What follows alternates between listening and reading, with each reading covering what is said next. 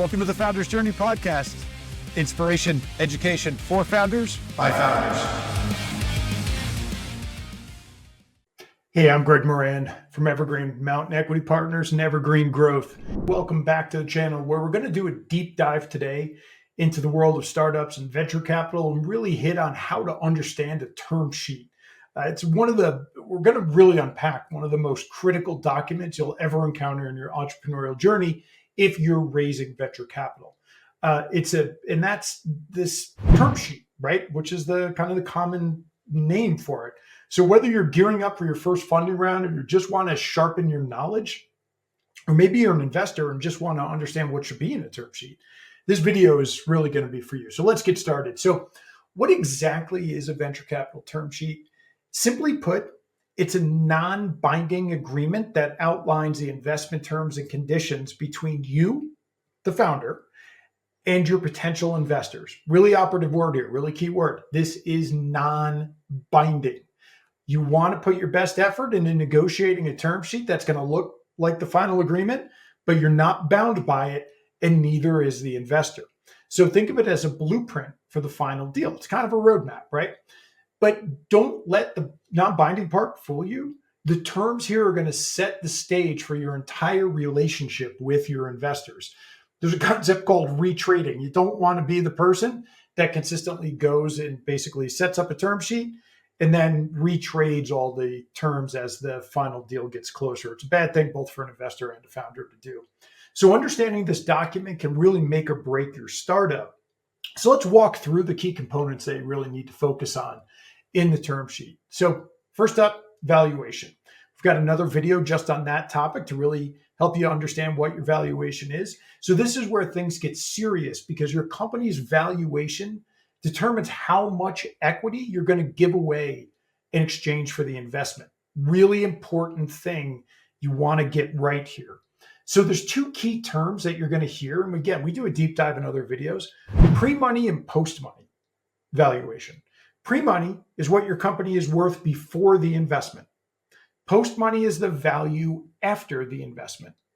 So the difference between these two numbers essentially tells you how much equity the investors are going to own. Simple formula: pre-money valuation plus the dollars in the investment equal post-money. Let's say you believe your company is worth 10 million and an investor agrees. They're going to invest 2 million, 10 million plus 2 million, post-money, 12 million. That's what's really going to determine what's called the dilution, how much investment, how much equity you're going to give up. So getting this wrong means you might be giving away too much of your company. So make sure you understand your valuation inside and out. And again, I really encourage you to watch our video on understanding your valuation so you can get a little bit more deep dive on this. So now let's talk about equity distribution. This is how ownership is divided up among founders, investors, and employees. Typically, those are the three main categories of people who are going to get stock in your company. Yourselves as the founder, investors who are investing money, and your employees in some sort of an ESOP, employee stock ownership program. Most term sheets are going to include provisions for an ESOP, employee stock ownership pool. This pool is really set aside for future hires and current to incentivize them with equity. However, you really want to be cautious because this pool is going to come out of your equity, not the founders in most cases. So, while it's great to be generous, understand if you give, say, 20% of the company into a stock option pool, that 20% is coming out of you as the founder, probably not the investors. They're going to make you do that before the transaction or the investment closes. So negotiate carefully to ensure you're not diluting too much stake for yourself and being overly generous here. Investor rights are when things really get tricky. This is the second thing you're really going to see often, or one of the things you're going to see in any term sheet. These are the protections and controls investors are going to demand to safeguard their investment. Again, we've got a deep dive video on this topic I'd really encourage you to take a look at. So some key terms you're going to see with regard to this are going to be liquidation preference, huge one. Anti-dilution clauses, voting rights. Liquidation preferences, what they really do is they dictate the order and the amount investors are going to get paid in case of a sale or liquidation. So let's say you have a 1x liquidation preference. I, as an investor, invest 2 million. I'm taking my 2 million off the top before anybody else is splitting that money. If I have a 2x, I'm taking twice my investment off the top. Anti-dilution clauses protect investors from having their ownership percentage reduced in future rounds. Not uncommon to have a down round as you grow your company. It happens a lot. And this is the provision that really allows investors to make sure that their ownership percentage can stay the same. Voting rights give investors a say in crucial company decisions. So again, we've got another deep dive on that. Be sure to watch it. So make sure you're aware of these rights and you really understand the long-term impact on the control of your company. This is the part in every video where I say, do not be cheap on getting great advisors. Get lawyers and accountants to work with you on these investment transactions, to review term sheets, do things like that have done this many times, that understand these provisions. Do not be cheap here. It can cost you millions in the long run. I've seen it happen. Now let's move on to board structure. This is another really crucial element that determines who has control over company decisions. Typically, the board's going to include a grouping of seats, right?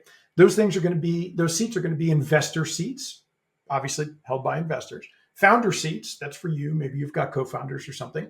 And sometimes independent seats.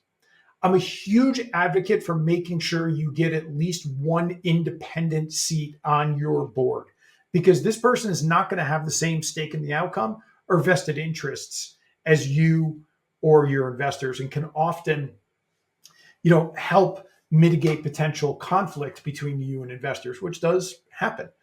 Investor seats are held by representatives of the venture firm or other investors. They give them a direct say in company decisions. Founder seats allow you to maintain control and steer the company's direction. How many seats you have will determine how much control you have. If you have a 5-person board, you've got 2 seats, you don't have the majority, right? So independent seats, these, like I said, I'm a huge advocate here. They're often filled by neutral people who can offer just completely unbiased perspectives. So balancing these seats is really key to maintaining control, but while you're ensuring investor confidence. Investors aren't going to invest if they don't have any say in anything. So be prepared to give up some of these rights. Another area you're going to see in a term sheet is what's called a vesting schedule. It's a big one. This determines when shares actually belong to you or your team. What investors have to make sure is that you and your team are committed over the long run, especially you as the founder or your founding team. It's not uncommon that you, as the founder, may have to start vesting again, because what they're investing in is you. And so be prepared for that. That throws a lot of founders. They're often surprised that, wait a second, I have to start vesting? I'm the one who started this company. Yes, because what investors are investing in are you as the founder, your ability to drive this company. If you take the money and then quit the next day, they got to start over again. So a typical investing schedule, and again, you'll see variation in this, but a typical schedule usually looks like 4 years with what's called a 1-year cliff. This means that no shares vest until after the first year. That's the 1-year cliff. You got to make it through a year before anything starts to vest. Then they'll start to gradually vest over the remaining 3 years. Sometimes you'll see this term ratably, right? What that means is every quarter or month, it's going to you'll be vesting a small percentage of your shares. The setup is really designed to keep you and your team committed to the long-term success of the company. Again, that's what I, as an investor, invest in. That's what investors are investing in. First and foremost is the founder. So finally, let's look at some common terms that you're going to see. We talked about liquidation preference, anti-dilution clauses, and another term that you're going to see, drag along and tag along rights. These are kind of weird words that somehow have gotten entrenched in legalese. But they do have a significant impact on your startup's future. We talked about the others, but drag along rights, what they do is they allow majority shareholders to force minority shareholders to join in a sale, ensuring that it's a clean exit. Really important they understand the impact of that, right? If you sell a majority interest in your company and you want to sell it, and the investors want to sell it, and they now have a majority, and they have drag along rights, they can force all other investors to join in the sale regardless of what they think. What it does is ensures just a clean exit so that there's no holdouts. Tag along rights, on the other hand, are a little bit different. What they do is they actually protect minority shareholders by allowing them to participate in a sale under the same terms as the majority. So occasionally you'll see new investors come in and create terms for the majority holders that aren't the same for minority holders. They put them in a different class of stock, things like that.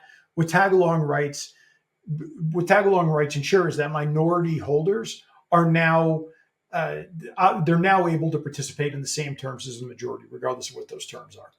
So understanding these terms is really essential to protecting your interests and those of your team. So before we wrap up, here's really 3 tips for founders like you to navigate a term sheet. Number 1, you want to negotiate wisely. Educate yourself on every term before agreeing to anything. Make sure you understand this. 2, you've got to seek qualified legal counsel. I can't tell you the amount of times I've dealt with founders who try to get cheap counsel, who don't have much experience. That counsel can blow the deal in cases. I've seen it happen. Early mistakes can cost you huge later. And 3, make sure you understand the long-term impact. This isn't about the immediate deal. Make sure you've got the right partner in this deal. Make sure you feel right about this partner you're bringing in. You're going to have this investor for a long time. And this is really the future of your company that you're dealing with here. So that's it for today's video. Understanding a venture capital term sheet is really vital to protect your startup, ensure its long-term success, protect yourself as a founder, protect your team. So if you found this helpful, don't forget to like it, subscribe it, hit the notification bell so you don't miss any more of our deep dives in the startup and VC world. And check out our blog at emep.io for more on this topic and a lot of others that are really relevant to startup founders. So thanks for watching. See you next time.